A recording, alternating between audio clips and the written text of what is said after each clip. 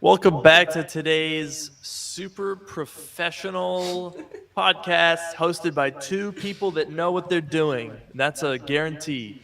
We know what we're doing. That's that's what we call ourselves. Well, we know what we're doing, but we're probably doing the wrong thing. So we know what we are doing, but not what we should be doing, essentially, is what you're saying? Yes. Yeah, pretty That's much. fair. So on today's episode, we've got a really fun DIY how to put up wall panels.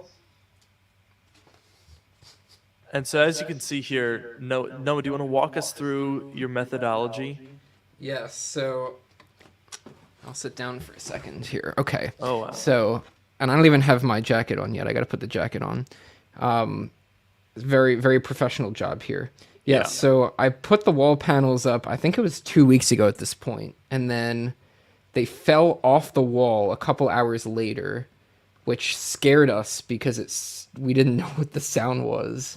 We thought someone like broke in, but whatever. We walked down and then I realized halfway on the way down that it was the wall panels. But I'm trying to put them back up with more tape now, but I misjudged the timing as I always do. So here we are. So you're applying tape in the same area? I'm trying. Okay, so I'm trying to. Here's the back of the wall panel, right? I have Okay. tape in. Okay. I have tape in all four corners. It's double sided. I just want to say, this is Gorilla tape. Okay, double sided for rough surfaces. It says it at the top there for rough surfaces, rough and smooth. And so I don't know why they fell down last time, but maybe I'll put Wow. tape in like a fifth spot this time. That's not a bad Also, for idea. everyone saying that there's an echo, yeah, we know that there's an echo. It's because Noah doesn't have his headphones on. It'll go away. Don't worry. I will put them on in a moment. This tape is so annoying to peel off. You have no idea. You should put what you should do is put some in the middle. There's like a thick area in the middle. Okay, that is a good idea. Because the corners are like pretty, like thin. That is very true. Also, now the echo should be gone. Yeah, I love how 750 people said that we were echoing. I appreciate the concern, but we are under control now. We've got one thing under control, I should say.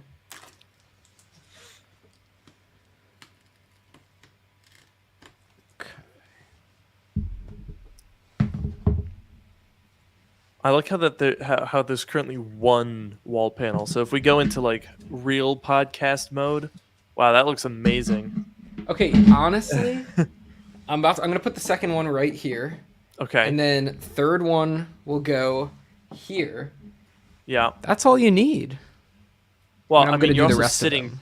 sitting crookedly. I mean, you could get away with 4 I for will probably for the first episode. Is it Yeah, just I'll me or is probably it do crooked that. too? Or is your camera crooked? I don't know. I just got a new mount for the camera that mounts it to the desk instead of a tripod. Did But it you might- get the Elgato one? Because that's what I got. No, it was some like $20-something one on Amazon. That explains why it's crooked. Well, If you it's pay probably for my $20, fault. you get extra amounts of crooked. I will fix it in a moment. Let me see if I can put this one up. Oh, here we go. Here we go. Let's see. He's making it happen. He's putting it up. Wow. This is like watching HGTV. Oh yes, I'm an expert here. I mean, look at that. Look at that. Put it in. It's so crooked. Let's get that close-up view for a second here. Okay. Okay. I mean, okay, It's that looks really extremely crooked. Okay, Why is okay. it so crooked? All right, here we go. Ready? Okay, Yeah. this does look a little bit crooked. I'm not gonna lie to you. Yeah. Like the mount. Yeah. Now, how do I turn this? Okay, hang on. I'm gonna tighten it. We're supposed to be technology experts, you know. You're right. Right now, about we're that. struggling with home renovations and levels. jeez. This, I don't think... What the heck? I don't think I can, like... It's not like a ball head or whatever that I can, like, angle it down a little bit. I think this might just not be very good. Well, I guess you get what you pay for. Well, hang on a second. If I have to return this, I will. Oh Is my. it any better? It looks like you're just turning. Well, I tried tightening it and then I was trying to fix it. Does this look any better? No. Well, that... And then let's just... I mean... Okay, you can't see that in the video, but the level does say that it's level. Okay. So the panels are level. It's definitely... I mean, I'm looking at the camera, and I can see... Yeah, I mean, I can see that it's crooked. Which means that this is not good. Yes. That's excellent observation there. Really good deduction. All right, I will get the Elgato one. Yeah, it's nice because it has the way that the ball joint works is it grips it so you basically it's always like straight. You can just adjust the tilt. That is nice. What are we doing? Okay. I love that this episode of the pre-show is essentially just chaos. There's very little content here. In fact, there's 116 people watching right now, and I frankly don't know why. Or actually, I guess it's 140 with Twitch. In fact, I'm kind of surprised that Twitch worked, given that I didn't log into it, and there was that whole thing, that whole Twitch shenanigans. Oh yeah, I wonder if we could. We should let's open with that. Yeah, we could briefly mention that. That was very interesting. Yeah, you know more about that than I do, so I'd be very interested to hear your rundown of it, and then of course we can discuss the monetary aspect of that leak, which was mind blowing. Yes. Literally just insane. Oh my goodness. But I think that's the secret here, is that we just have to become professional streamers. So we got to get our act together here, Noah. We got to get wall panels. We got to get straight cameras, because clearly this is the future. This is where it's got to be. Yeah, we got to step our game up here. Cole says, love the upgraded backgrounds. I think that's aimed at you, Noah, and your really great looking background. It's an upgrade. Okay, last week there were 0 wall panels. Now there's 2 wall panels. That's a that is net an upgrade. Positive increase of wall panels. I mean, the camera is now more crooked than it was last week. So. True. So we have an increase of wall panels, but a decrease of straightness of the camera. Exactly. It's a trade-off. You can't have both. That would be too much. That would be too much. Yeah, I feel like that would be unfair. Exactly. For you to have securely attached wall panels and a correctly mounted camera, that would be too ridiculous. Much power for one person to have. I agree. That was a weird YouTube glitch.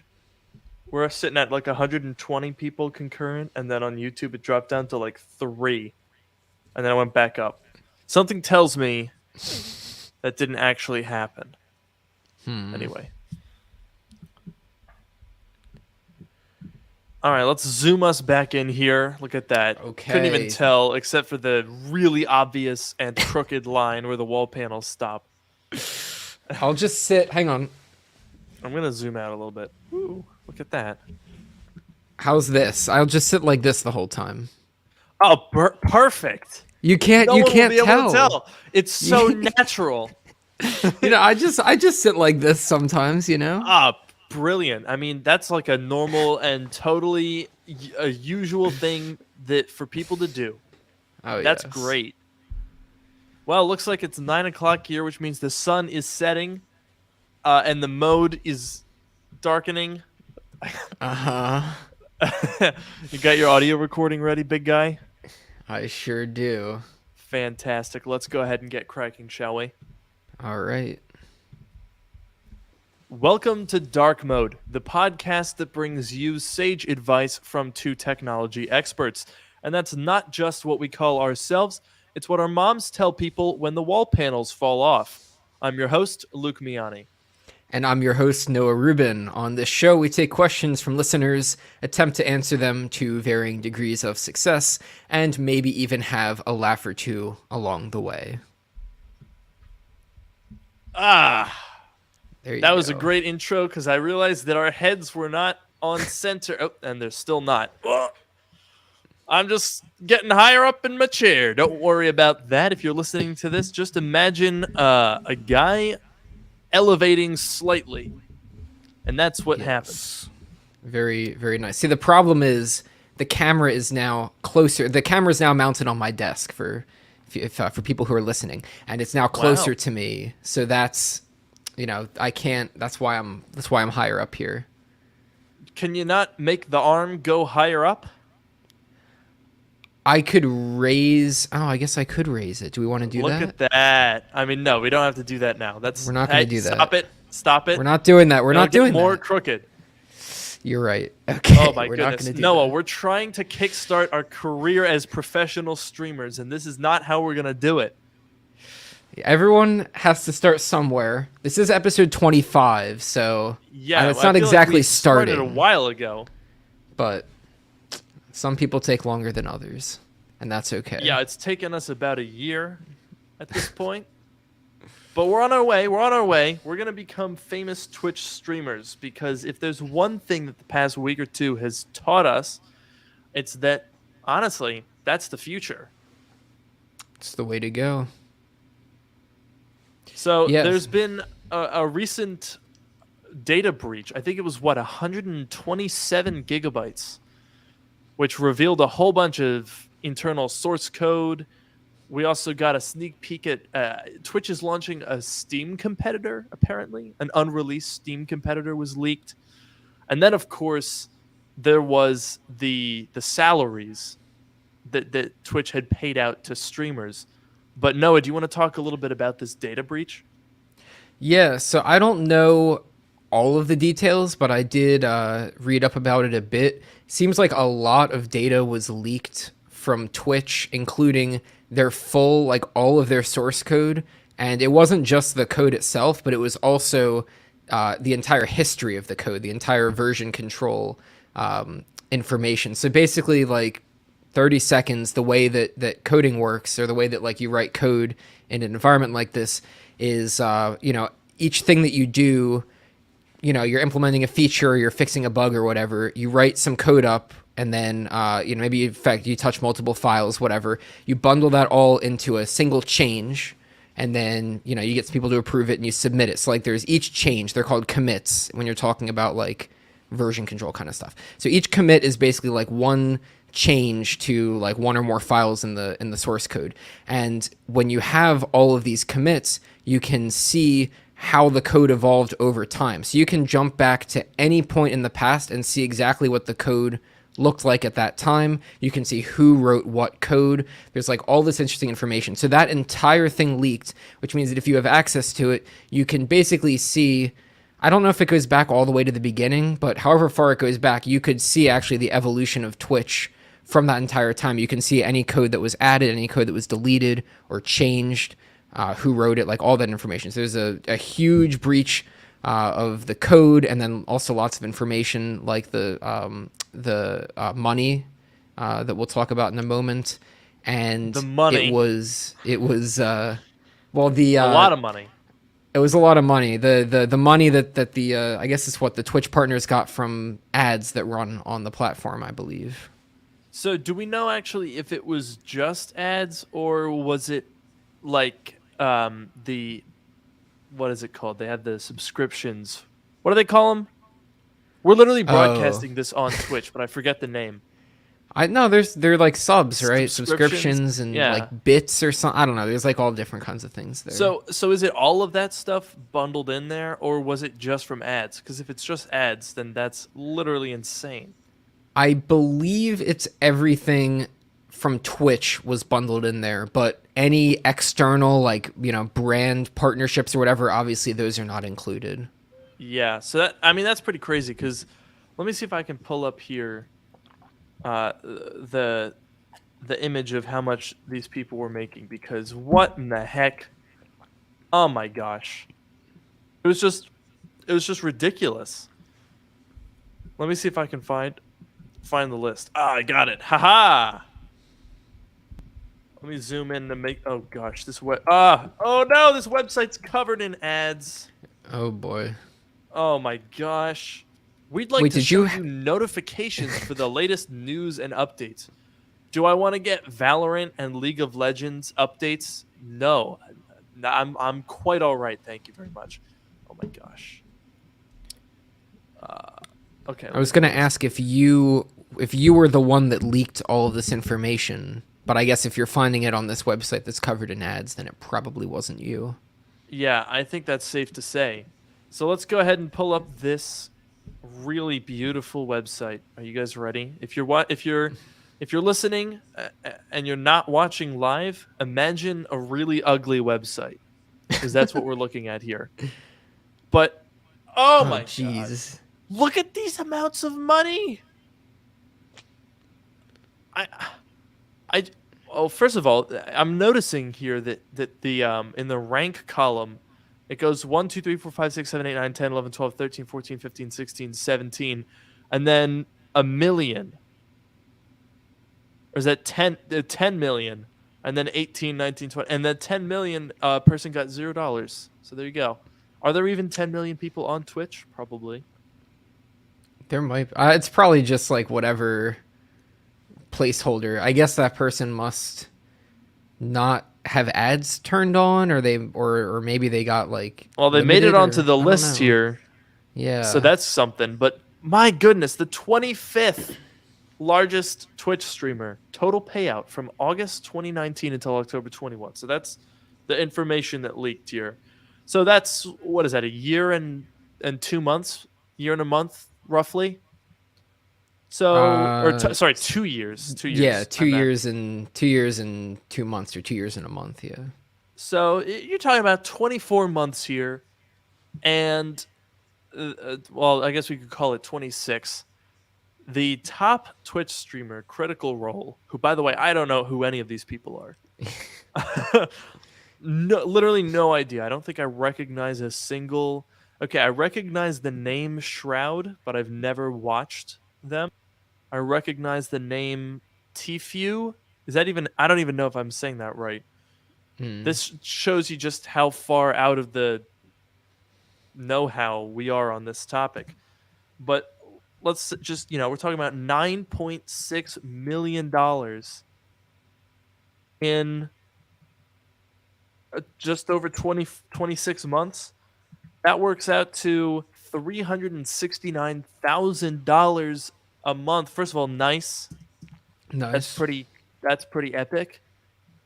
Second of all, oh my, that's if you made $369,000 in a year, you'd be like pretty much in the top 1%. You'd be like, oh heck yeah, this is awesome. That's a lot of money. You could live very Yeah. comfortably, more than comfortably. You could be rich on Oh yeah.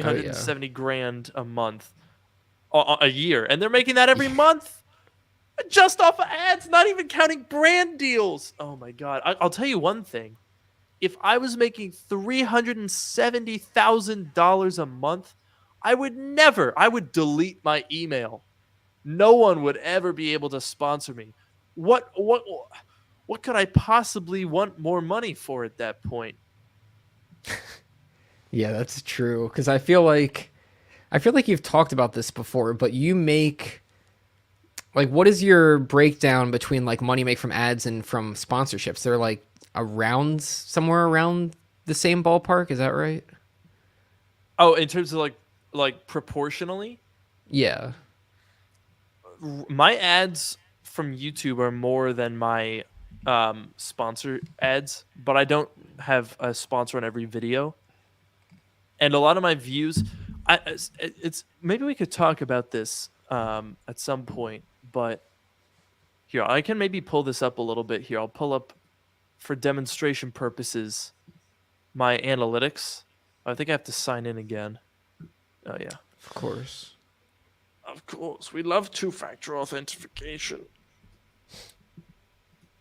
Um, no, I'm not going to do that right now. But anyway, the point is, a lot of my views come from residual views. That's like one of the things that I do for my channel is I try to make every time I make a news video. News videos are great because they are quick to make and fun to talk about, fun to make, and capitalize on information that comes out quickly. Fantastic. But the thing about news videos is 24 hours after you post them, they're done. Yep. News videos are one and done. Day one they do well. Day two they tend to be on the downswing but still get some residual views. Day three gone. Video's dead. And so what happens is if there's a month where a lot of news is going on, and I have back-to-back news videos, they only really perform, sequentially. The big ones are when I get videos that actually last longer. So a good example of that is last year I uploaded 2 videos about macOS Big Sur. One of them was on the day of WWDC. Let me see if I can find out. Oh man, I really wish I could pull this up here, but there's no way to crop it to not show a bunch of information. But essentially, there were 2 videos. One was on WWDC day, and that was about what was it called? Let me find this. At this point, I need to know. macOS. Oh wait, that was the second one, and then the first one. Wow, I really had this one prepared and ready to go.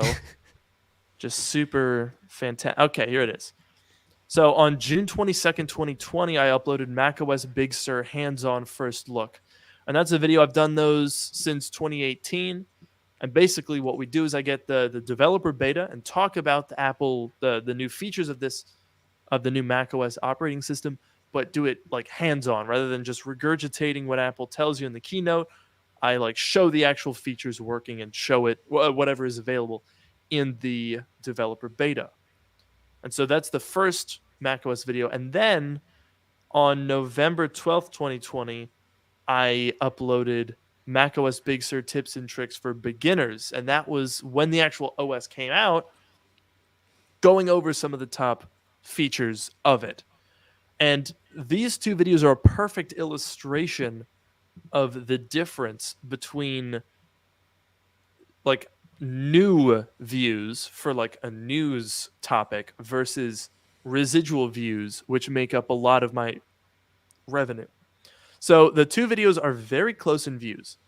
The hands-on first look has 530,000 views, and the tips and tricks has 550,000 views. So tips and tricks did a little bit better than first look. Both of those videos did pretty well. I mean, that's 500,000 views for each of them. Yeah. That's respectable. That's because Big Sur was a big deal. Look at that. The biggest Sur, you could even say.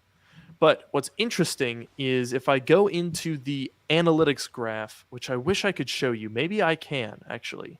Maybe I can pull this up as like a screenshot by pasting it into a Chrome tab and then sharing that Chrome tab. Wouldn't that be the ultimate flex? This is very advanced. This is advanced streaming right here. So if I put this in a Chrome tab, ha! It works. Look at this. Ah, ladies and gentlemen, I am so clever. This is the screenshot of the second video. This is tips and tricks. And let me pull up the other one. Okay, that opened in a new tab. So let me go ahead and share another screen. This is getting really fancy at this point. Oh boy. Oh, that's the same one again. All right. Well, anyway, I guess let's start by talking about this. So what are we looking at here? Well, as you can see here, this is a graph of not quite a full year, 336 days, but we can see pretty clearly that the majority of views come in the first week. So the first 1 day of upload was 91,000 views. The first 7 days of upload were 271,000 views. So the typical lifespan of a YouTube video tends to be a week for larger channels. Weirdly, it's reversed for smaller channels.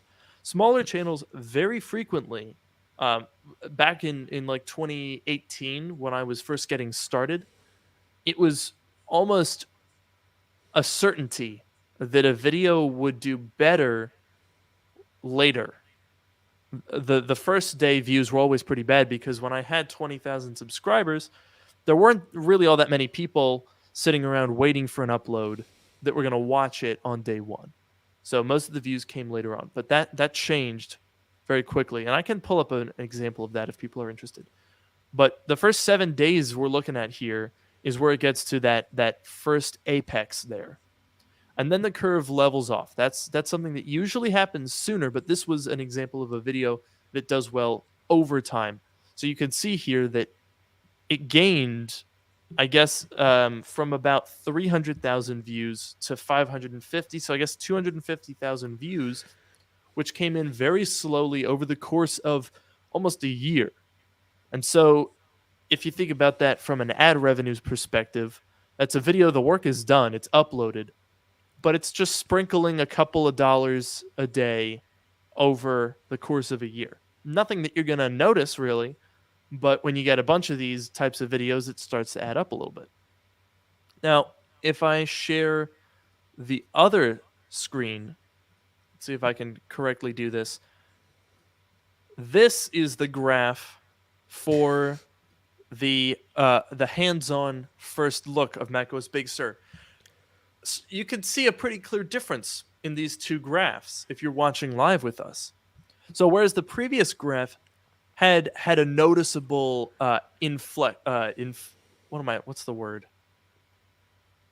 fluctuation you know what I'm talking about? An inflection point. Haha, that's what it was. Okay. That would have been a lot cooler if I could think of the word and didn't stumble around for 20 seconds. But there was a noticeable inflection point that came after a week. Here, the graph is essentially vertical, and then it sort of looks like another fancy term that I'm forgetting. What is it called in math where it approaches zero? Asymptote? An asymptote. That's what it is. Yes. This kind of looks like an asymptote, don't you think? Yeah, kind of. This is really interesting. It looks like in the first couple of days, it just goes straight up, and then it basically just, I mean, it gets a little bit more, but it basically that was basically it. Yeah, and so remember how the second video had more views, 550,000 compared to this video's 530? Right. The last video in the first day got 91,000 views. This video in the first day got 181,000 views. And by day 4, it was already at 400K. By day 7, which is so day 7, the other video was at 271, but it gained another almost the same amount of views again. It gained almost another 270. This video by day 7 had 453,000 views and only gained another 100,000, and that pretty much all happened within that first month. Yeah, on July 26th of last year, it hit 500,000, which means in over a year since then, it has only gotten 30,000 views, which is very, very little. And you can see the difference. I can look at the real time. So the second video, the Big Sur tips and tricks, in the last 48 hours, 600 views, not a lot. But the hands-on first look in the last 48 hours, 20. So I guess that's a very long way of saying that it's difficult to make a living doing streaming and doing news because things tend to be fleeting. Whenever I do a video that I know has lasting potential, I can relax a little bit because I know that in the following days I'm gonna have a wave of views and subscribers that keep momentum going on the channel. YouTube's all about momentum. You don't have any, Noah, for example, because you upload one video every 7 to 9 months. Yeah. So that's a lack of momentum. But if you wanted to get going on YouTube, the big thing is not, oh, I want to have the good videos, or oh, I want to have 4 videos every month. It's not a matter of the number of videos or the spacing between the videos even. It's about momentum. And if you do news videos, then sometimes you have to do more than one video a week. But other times, if I have a video that's doing really well, I'll actually push content back to give it some room to breathe and still be the newest video on my channel. Now, I don't know if that actually does anything, but it is nice every once in a while when I can say, heck yeah, this video is doing really well. I'm just going to sit back and watch it go.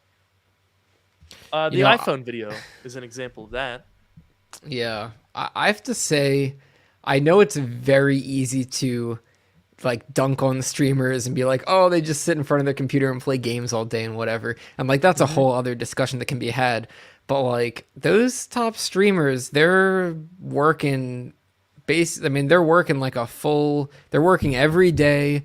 They're doing like, a lot of hours. Like you can argue about the work and there's like all kinds of discussions there. But like I don't think it's as easy as people, and it's the same thing with YouTube. Like I feel like a lot of people think that YouTube is just like easy and fun all the time, but it's like it's work and streaming. Yeah. Like whatever you want to say, it's a lot of work. You gotta, and it's the thing you're saying about the news. It's like a stream is live, so if you want to keep the momentum and keep the people, you got to do it like every day. If you try to take a vacation, like that'll like wipe out a lot of your momentum, and you'll have to spend time catching. Like it's I don't know. I feel like people don't sometimes people don't fully appreciate that, but it's a lot of work. And I want to also mention, because it seems like at least the first half of this is just talk, is kind of just YouTube shop talk. Sometimes people are into that. It seems like people have some interesting inputs. So one thing I want to point out, this individual has commented, smaller channels are usually playing the useful content long game.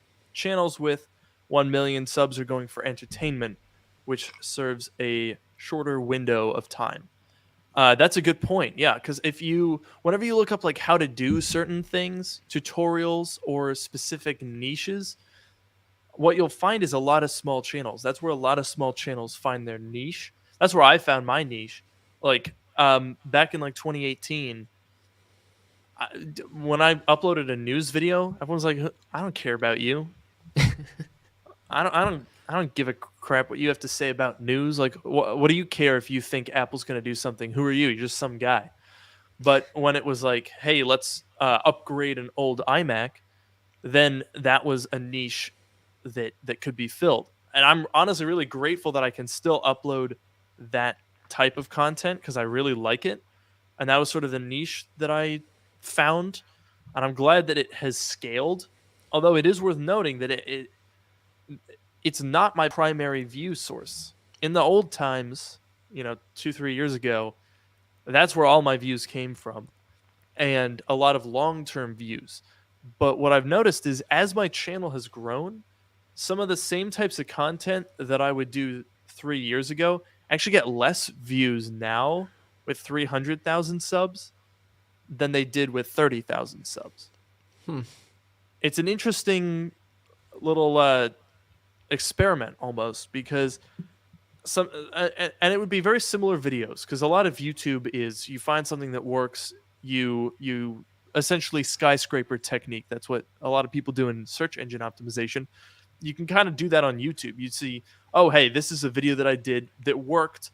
I'm gonna keep making similar types of videos. That's why you see, certain channels will upload mystery tech or like massive unboxings, and you'll just have like dozens of those types of videos, because once you find something that works, the meta is you got to keep doing it, keep innovating on it, make it better, do something crazier.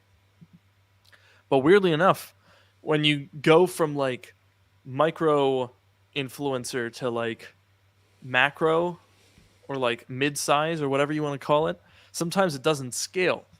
Where a video, like I uploaded a video a couple weeks ago where I did like a $36 MacBook restoration. That's the type of video that would have probably gotten 3 times the views, but over a longer period of time, a couple of years ago. It's kind of interesting. Yeah, I almost wonder if, like, when you were smaller, when your channel was smaller and you were focused on Mac repair stuff, I feel like a lot of the people that were subscribed at that point were subscribed for the Mac repair content. And now I wonder if a lot of your subscribers are just more interested in the news content, and they're sort of, overshadowing or a larger portion of your subscribers than the Yeah. Mac people. Maybe that's an explanation. I don't know. I mean, I think it's definitely that, because and I saw, every video I do, I'll get this type of comment. Just my opinion, but I wish you did more restoring Macs and stuff like that. And I love restoring Macs, but there's a couple of reasons why my content looks a little different than it did. Number one is that I have to upload more often than I did back then in order to maintain momentum. And so I can't physically restore that many Macs. Like, there's not enough interesting projects to work on for me to be able to make that quantity of content. So that's the first obstacle.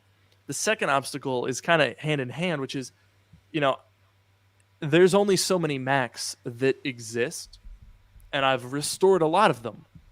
So, frankly, it's hard to think of other ideas for content in that niche. And every time I think of one, I make the video.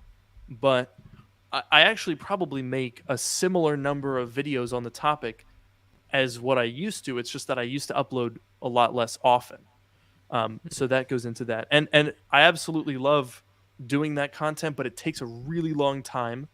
And so I need to have other things to, make it a viable business. And that's why I do news. I do new product reviews.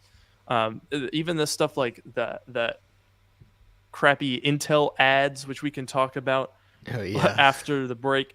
And like having a variety of content is better for peace of mind. It's better for having more video ideas to make, and ultimately is something that I have to do. I will also say, someone else pointed out in terms of shop talk here, make clickbait giveaway videos, then you'll get views. Parentheses, please don't, though. And that's an interesting one, because those types of videos can work, but they can also backfire. Because what happens is, if you make a giveaway video and you what are some of the big ones? Remember Unbox Therapy, when they gave away the pickup truck full of iPhones? Oh yeah, they've done a bunch of giveaways, right? A lot of big channels do giveaways, and a lot of people think that if you're a small channel and you do a giveaway, that's a way to gain a following. But it actually can sometimes be a really bad thing, because if I'm a 20,000, 10,000 subscriber YouTube channel, and I'm like, okay, I want to boost my channel, I'm gonna go out and buy an iPhone, and then I'm gonna give it away. What can happen is, let's say your video takes off. Let's say a bunch of people say, "Oh, okay, I want a free iPhone. I'm going to enter this giveaway. I'm going to subscribe. I'm going to like. I'm going to follow you on Twitter. Whatever your requirements are." What happens is they're not there for you. They're there for a free iPhone. And Right. so, if you gain a bunch of subscribers, if you gain a bunch of views, that doesn't translate beyond your giveaway. You run the giveaway, you give away your iPhone. Let's say you spend $800 on an iPhone 13, you give it away.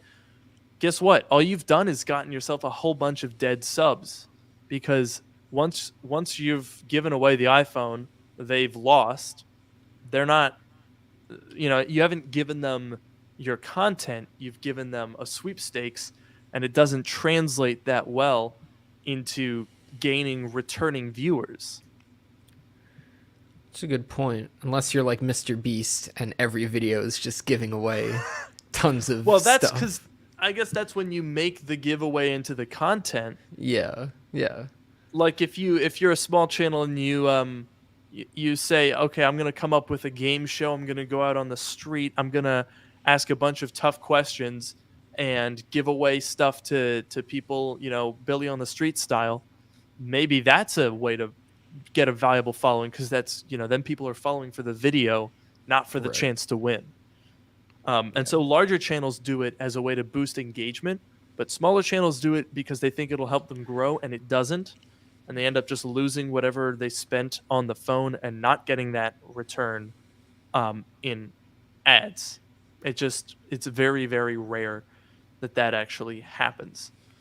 It's a good point.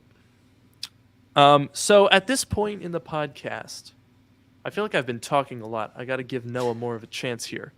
But we have a new segment. Yes. We have a new thing that we're going to be doing on every episode of Dark Mode going forward, and it's called the Midnight Chat. So at some point around 9:30, the midpoint in our podcast, we're going to take a break from whatever we're talking about to take a quick gander over here at the chat to field your guys' questions and address comments that we thought were interesting. Because we love talking with you guys in the chat, but sometimes when we're in we're talking about a topic, we'll see something that's really interesting but not related at all. And it's hard, we can't just like drop it immediately and go take a look over there. So, with our new segment, Midnight Chat, it allows us to do just that, because we essentially build in a point called "Shut Up, Luke. Let's look at other people's things that they want to say." That's basically what it is. Yes. Did you have anything interesting that you wanted to point out there, Noah? Let's take a look in the chat here. See if we've got any questions.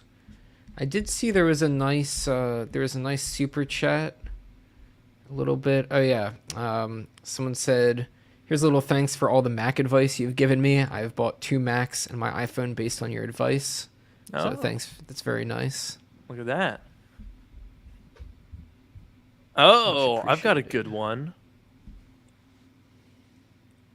Do I support the right to repair movement even though I don't restore a lot of tech? I feel like I restore more tech than other tech reviewers, but I mean, obviously the answer is yes.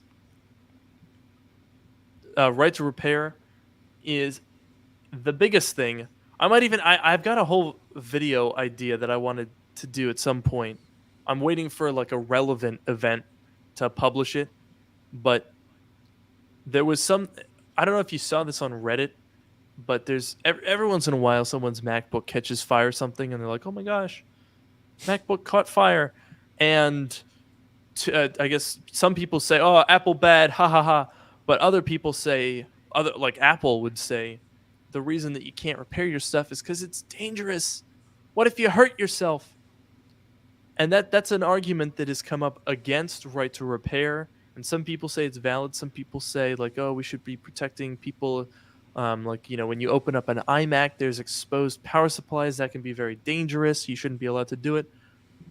My rebuttal to that is, why are our personal devices dangerous? can't why can't they just not be dangerous? You That know? is true. Like, hmm, it seems weird that the consumer takes the blame for putting themselves in danger rather than Apple putting exposed traces that can electrocute you inside an iMac that's user serviceable. What the heck is that all about, huh? Yeah, I feel like they could have, like with the iMac example, because that was very relevant to us in a couple of videos that we did together. But I feel like if they just put like a little, I don't know, a plastic shield or something, or they mounted it differently, like I don't think it would have been that much effort for them to just cover it up and make it a bit safer. And also, like, there's a lot of things that people can do that are dangerous, and I don't know if that's where you draw the line to be like, oh, you can go drive a car, but you're not allowed to repair Right. your own device. Like, I get it's dangerous, and you know what? Most people are not going to repair it. Most people are going to take it somewhere to like some repair shop or the Apple Store or whatever. But like, why should you not be allowed to repair it just because it might Yeah. be a little dangerous, or like if you break it, like it's your computer and you try to repair it, and there's a risk there. But like that's like a weird place to draw the line. It doesn't make sense to me. Yeah, and here we go. Someone pointed out rightly, Apple made it unnecessarily dangerous to remove the battery from the MacBooks after they started gluing them in. I've opened up a MacBook Pro or two in my day, and there's a lot of air gap actually around the battery cells. And it almost makes you wonder, why could that not be a little metal bracket with screws? How hard would that be? Yeah, really. I'm not sure I buy Apple's arguments whenever they do these kind of things. Okay, I guess there's one area actually. There's one area where I could say I could understand, and that's unified memory. Like, as much as I would like upgradable RAM, unified memory architecture is pretty great. And I don't know if it's quite, a fair trade off, but it's better than when they were just soldering it for no reason and it had no benefit. It was just the same RAM chips, but glued on essentially. Yeah. Unified memory architecture does at least give you noticeable benefits, which is that if you get 16 gigabytes of RAM, it performs like more than that. So that's, you know, as bad as it is that you don't have any upgradability, there is at least an argument to be made for the trade-off. Cole Weathers says it's shocking. There you Good go. one. Yeah, I definitely agree. If there's like a technological, like an actual, like legitimate reason for something to not be upgradable, but I feel like, I mean, like the battery at the very least, I don't, I can't imagine why that should ever not be. Even if they're weird, like I know the Apple batteries are weird and they're like laid out like all over the computer, whatever. But like you can still take them out and you could still put a new one in. Like Yeah. I don't know. I feel like there are some things, maybe the screen, maybe the battery, whatever, trackpad. There are some things that like should be upgradable. Weirdly enough, actually, the trackpad is very easily upgradable.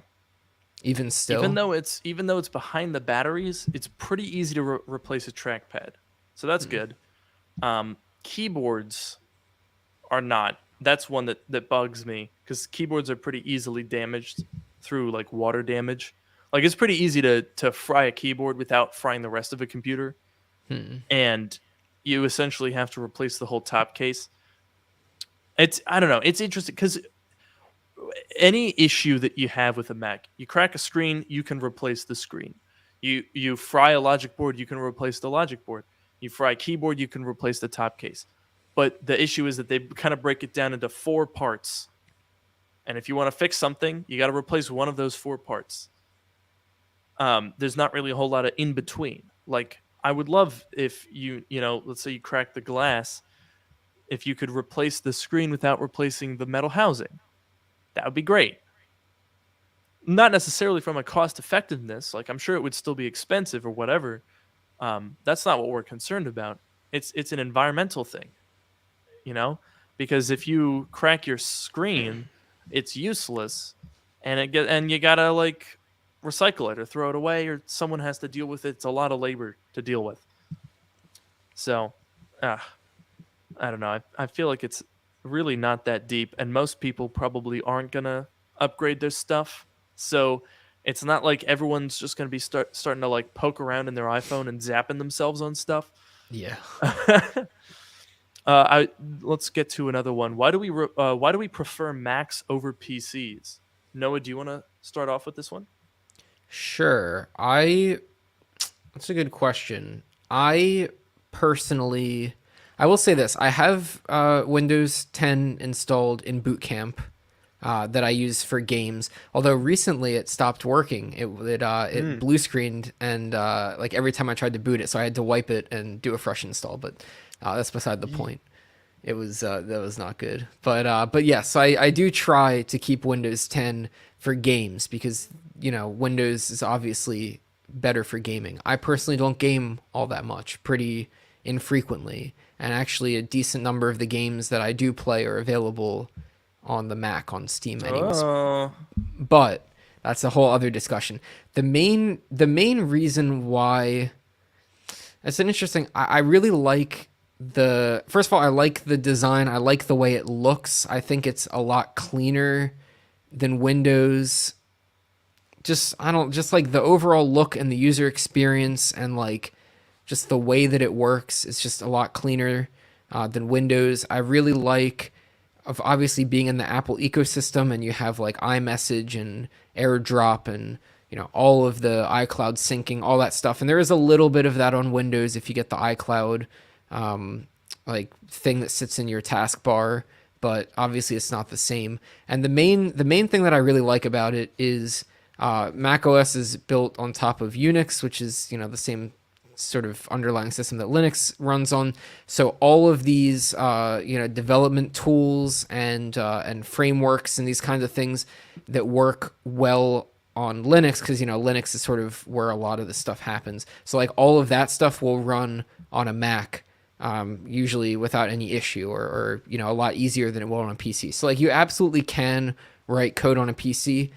You can't write iPhone apps on a PC for what it's worth, but like other kinds of code, writing code in Python, making a website, like whatever it is, you can do that on a PC. But I just think it's a lot simpler, a lot easier on a Mac because you open up the terminal and you got like a Linux shell right there, and you can use all of the commands that you're used to, and just all the tools work the way that you'd expect them to. It's just for development, it's a lot cleaner. So that's I guess the main reason why I like it personally. yeah. I would tend to agree with all of that except for the coding stuff because I have no experience with that whatsoever. But I know a lot of programmers do use Mac OS, and that's a big reason why. Another one, as Samin pointed out, simplicity, optimization, and no antivirus requirement. That is honestly true.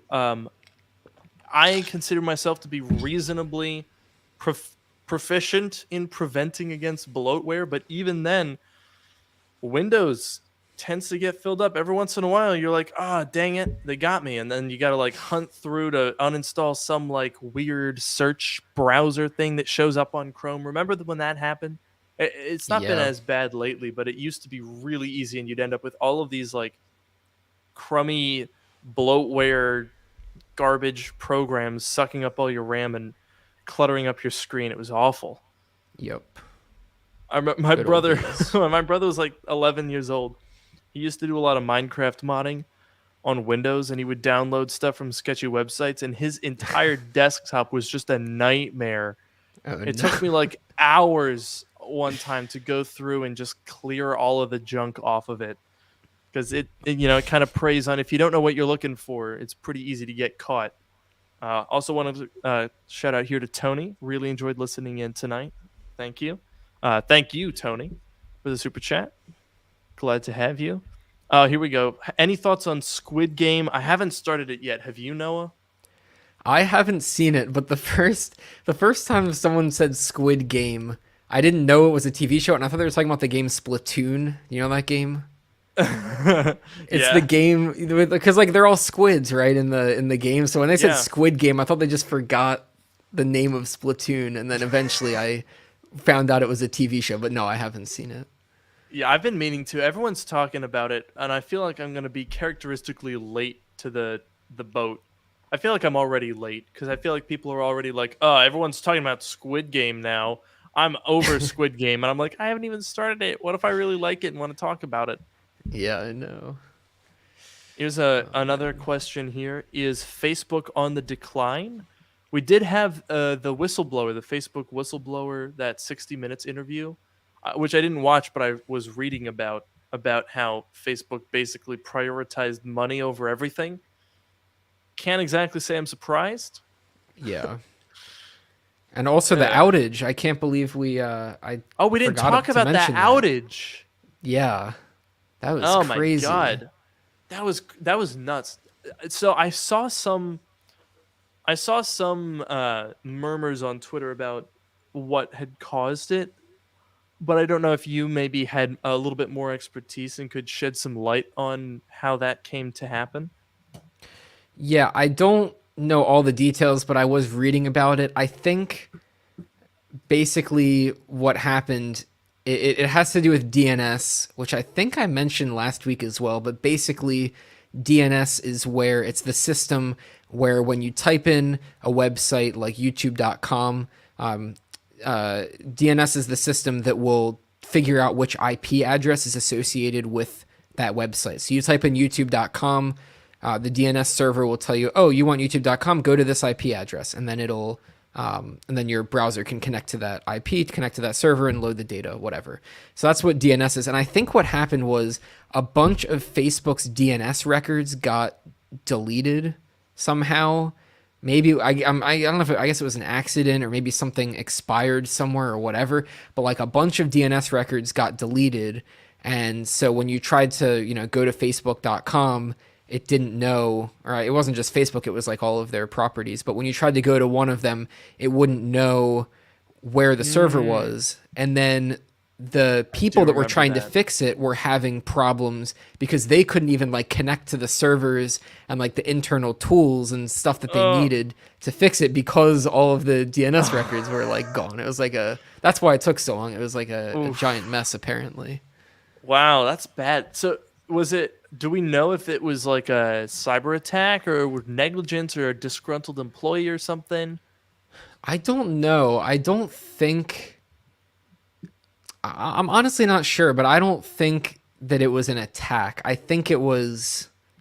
I really don't know. I think it was a mistake that they made, but I'm not entirely sure.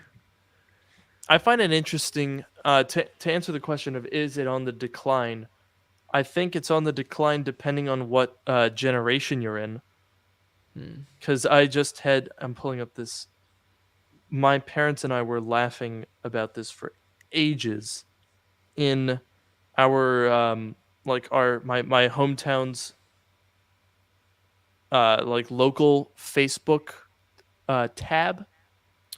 There was we were essentially laughing at all the Karens that were posting about the most absurd things. Like someone was saying, "Oh my gosh, why are there's so many lawnmowers? It's so loud. I can't sit outside and enjoy the crisp fall air because of the lawnmowers."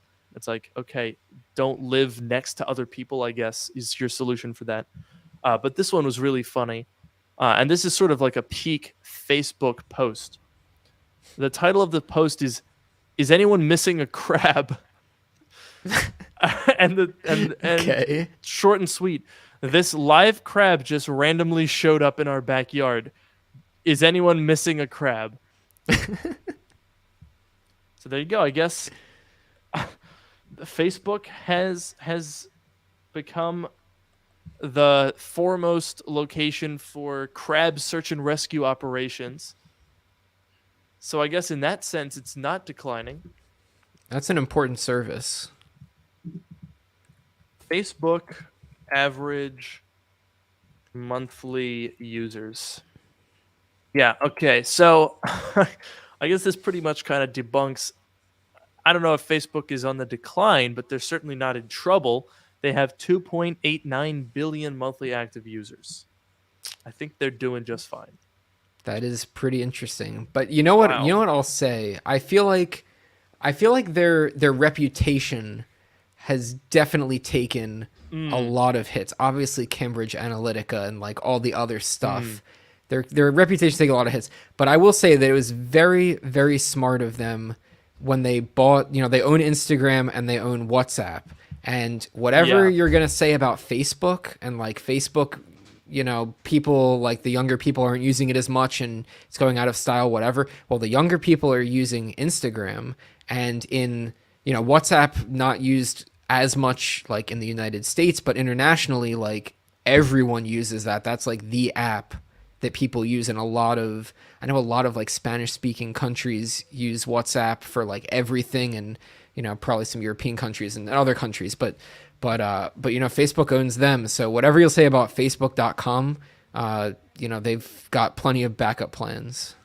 Yeah, that's a great point because I feel like definitely in the last 5 years, certainly since 2016, the fake news, disinformation, all of that stuff, so unbelievably terrible. Holy moly, that's unbelievably bad for the concept of reality itself. And so Facebook as an entity definitely took a big hit, and obviously, Mark Zuckerberg is a creepy little alien demon child, so that's pretty obvious, and certainly not exactly the most popular guy. But I mean, it's really interesting because if you look back, remember the Social Network movie? Yes. Oh, yes. That was what, 2010, 2012? I think 2010. I think 2010. Yeah. And so that was like in heyday of Facebook in terms of popularity in a positive way. That was before all of the negative aspects were like, Oh, did we lose Luke? hey, I'm back. Okay, I wasn't sure if we lost you or we lost me. Nope, you lost me because what I did was I accidentally swiped on the magic mouse and went back to the StreamYard homepage. That'll get you. A little bit too easy to do that on Chrome, but anyway, yeah. 2010 Facebook was like, hey, it's Facebook. They did a good job, but now everyone's kind of like, Facebook sucks. But the same thing definitely doesn't carry over to Instagram. I don't know how they managed to do that, but actually, I do know how they managed to do that, and that is, frankly, a lot of young people love to hate on Facebook because they don't use it, Yeah. but they use Instagram. Like, all the hashtag delete Facebook, all that stuff. I would like to see this all the people that are, Instagramming about how they deleted Facebook acknowledge the logical incongruity of that sentence and delete their Instagrams. I don't think people are going to do it. I'm not going to do it, and I barely even use Instagram. Yeah, that's definitely true. It's easy to hate on something that you don't use or don't care about. Exactly. Um, yeah. Someone just said another reason why Magic Mouse is horrible. I can't disagree with you there. However, if I may defend the Magic Mouse, I use it every day. I have so many of them because sometimes when I'll order like a used iMac or the Mac Pro or whatever, they'll come with like a Magic Mouse, Magic Keyboard. So I have a lot of Magic Mice around.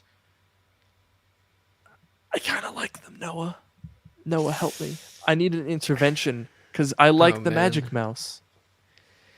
I mean, I have my Magic Trackpad and I like my Magic Trackpad a lot, but I don't know. I recently got like a one of those like wired USB mice cuz I needed Mm, one for my other setup here, and yeah.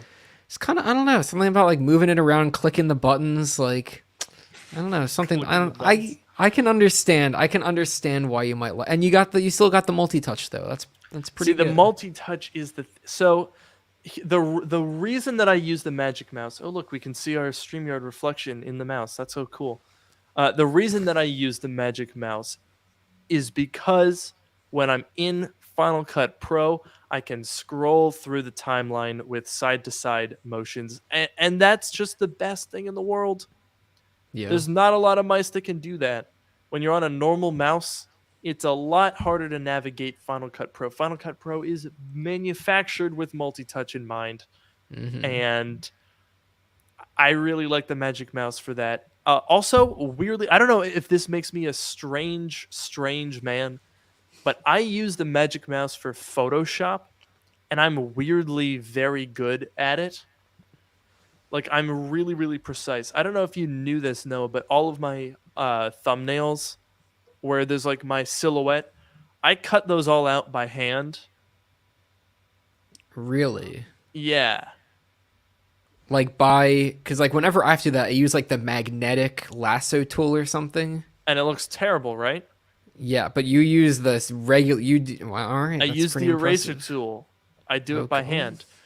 I'll also do like the polygonal lasso tool if I'm cutting out like a MacBook with straight lines, because obviously that's a lot harder to do. But for my silhouette, I do cut it out by hand, and I do it with the Magic Mouse because it's so freaking precise, and I can zoom in, and I can be very, and I guess I've just gotten really good at like flicking it like a paintbrush across my desk. By the way, shout out to the Space Gray Magic Mouse and the Space Gray Magic Keyboard. The best. And the The space best. gray magic trackpad as well. I feel like, should I get one? Should I get a Magic Trackpad? I really like. I mean, it's just the MacBook trackpad, but a little bit bigger and Yeah. separate thing. I really like mine. Okay, wait. All right. Can I explain the one dilemma that I have with the Magic Trackpad? Yes, you When may. I use a trackpad, let me first ask you this. When you use your Magic Trackpad, where do you put it? It is next. It's to the right of the keyboard, where the mouse, like where Right. you would put a mouse. That throws me off. You That expect it to be completely below the throws me off. keyboard. I expect it to be below the keyboard because that's how I always use it. I always use. So I guess it's because I use the trackpad. Uh, where I use trackpad and keyboard in conjunction the most is in Final Cut. So currently, when I'm on a desktop, I have one hand on the mouse, one hand on the keyboard. Space B, V, N, T, Command. Those are like the main hotkeys that I use all the time. So I've got my hand Right. like right there on that.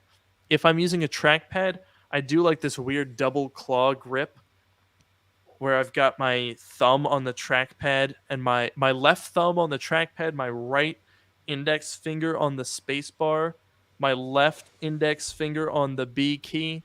I have like a very strange, like I have these muscle memory key combinations, and with the Magic Trackpad, it throws it all off.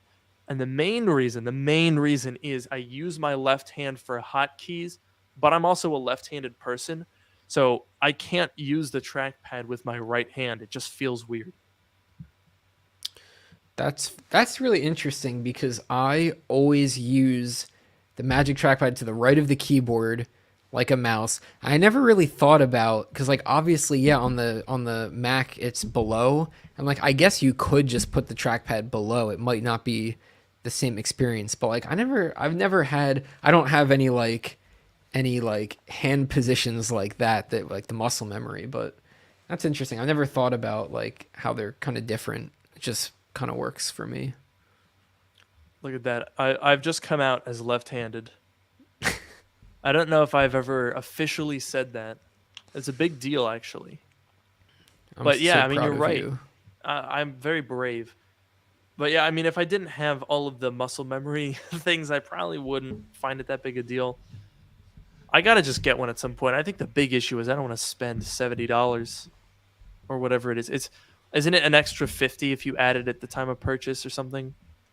I think this one that I got, I mean, this one Apple sent me. Long story that I've told before, but I Oh think this yeah, one was like 150 new, like Hmm. obviously separate thing. I think it's That's like ridiculous. $50 or whatever. Yeah, and it was I think when I got this one, the white one was like 130, and then the space gray one was 150. It was an extra $20 for the space For gray the color, paint. and that was the only difference. Yeah, no, that's so stupid. Let me look at this now, actually, because it might very well be the same. Or do they even still sell that? I don't I'm think they not sell sure. the space gray. I think they only sell the white one, and it has the more rounded edges like with the iMac.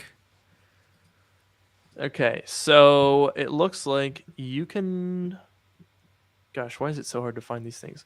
The Magic Trackpad. Ah, boo. Yeah, it only comes in silver and it's $130. Yep. The same thing, the keyboard. I do like that you can buy the Touch ID keyboard for Apple Silicon Macs. So you can buy that for a Mac Mini, but you can't buy Yeah. it in color. Also, it's $50 just for Touch ID. That's a lot.